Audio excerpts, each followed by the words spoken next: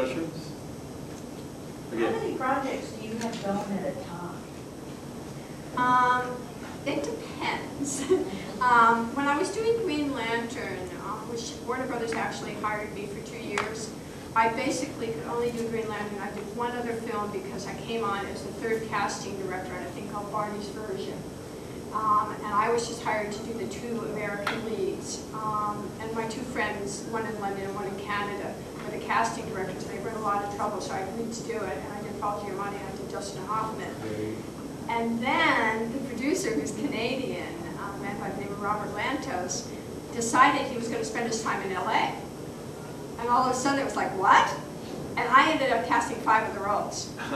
So that was a little crazy, and I don't normally do something like that. But like right now, after working on the Green Lantern for 2 years, I really, as I told you, I did the K-11, which is an independent film. I just did the Michael Caine film.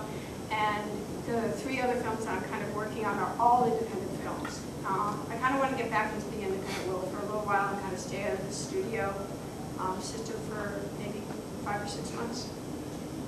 How many films, you know, in doing interviews, a lot of times directors will say, like, I wrote the movie with this person, or the screenwriter or director, whoever wrote it, will say, I wrote the movie with this person in mind, or I knew right away that I wanted this person to play this part. How much of it really kind of comes like that, where they have somebody in mind, and how much of it is where the director just relies on you to go out there and bring people? I don't think I've ever worked on a film, I don't think ever, where it's come with somebody. Really? Yeah, I don't think I've ever, I can't think of one film that's been true of. And as one director I worked for many, many years, because I repeat most of my directors, that every film we do, there's somebody I bring up and he goes, no way, no way, it's not happening. I go, okay. And at the end of the day, the person's in the film. So it's like, so part of my job really is if I have something I feel strongly about, I can't just really stand up to the director and say, oh, this is who we should have, that's it. Somehow I have to kind of turn it around, and somehow I have to make it that it's also his idea. On Green Lantern, there was something that I really wanted to happen, and he kind of said that to me, it's not happening, no.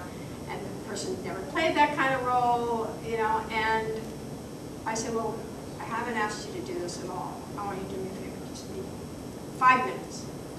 And if you say no, I will stop, I will not talk anymore. And so I had the person dress up a certain way, right, because he had a feeling that he couldn't play this particular kind of guy because he'd always played this other kind of guy. And the agent screamed at me a lot and said, what, are you crazy? You think I'm really going to ask him to do that? Because I said I wanted to wear a suit. And this guy doesn't wear a suit. But he did. He wore a jacket. He got kid gloves and he wore a suit, he wore a jacket and a tie. And he got the part.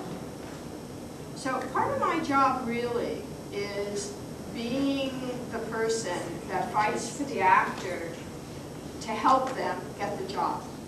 Now, you know, and so most of the time, directors don't really normally end up with who they have in mind.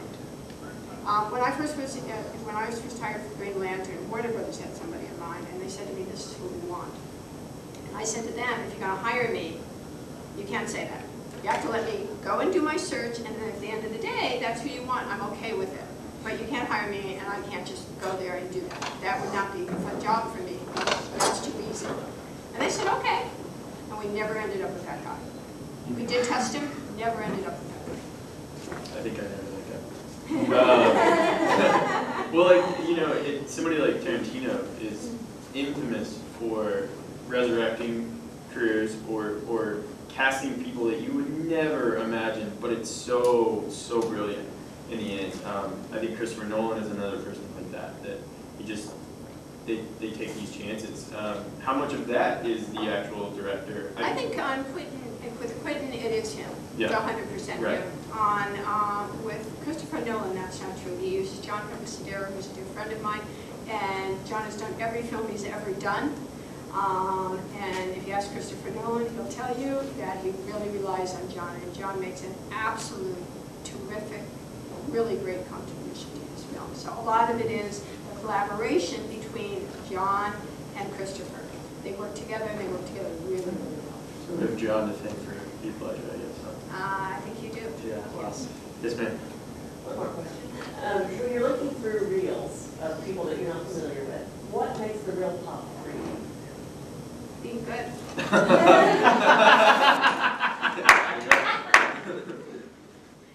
You don't really look at the quality of it, because if you think about it, when I'm looking at my computer, the pixels is so small, you know, I mean, so it's not quality. A lot of times I teach at UCLA, and a lot of the other instructors will say, oh, you know, you gotta make your DVD look really fantastic, so when you send it, it looks really great. But the truth is, casting directors aren't really looking for that, because I'm not looking to see how you shot it. I'm really looking at your work. So it's doing something good, and I always say, don't make it too long. Because you have to realize, every time we're looking at a reel, we're working. I mean, we're never sitting around saying, oh, I have 3 days to just look at, you know, demo reels. So always put, if you're putting more than one thing on it, always put your best work first. Because sometimes we'll never get to the end of it. So how long is too long? Anything over 2 minutes is ridiculous. Thank you. Yeah. And the shorter the better. I mean, I always say, if you have one really good thing, send that. You don't need to impress me that you've done 20 things. You know, one good thing is always good. Well, let's end this on a fun note. We're going to test your eye. Just pretending that I have any acting ability. Oh, I'm sure you do. Based on my look alone, what would you cast me as? It's okay to say the next. You could be two things. Okay. Okay? All right. You could be a bad guy. Oh, that's okay. Or, because you have a sense of humor, I might be able to cast you with a guy with a sense of humor. Okay. That you think is a bad guy, but turns out to be a good guy. Oh, okay. How about that? My wife would agree with you. I'm just glad you didn't say like the gay best friend or something like that. I would have been upset. Okay, I'll take that. I'll just use that as my direction. And I would have taken the next Ryan Gosling, but I understand that. Guys, thank you so much for coming. Thank Pam so much. This is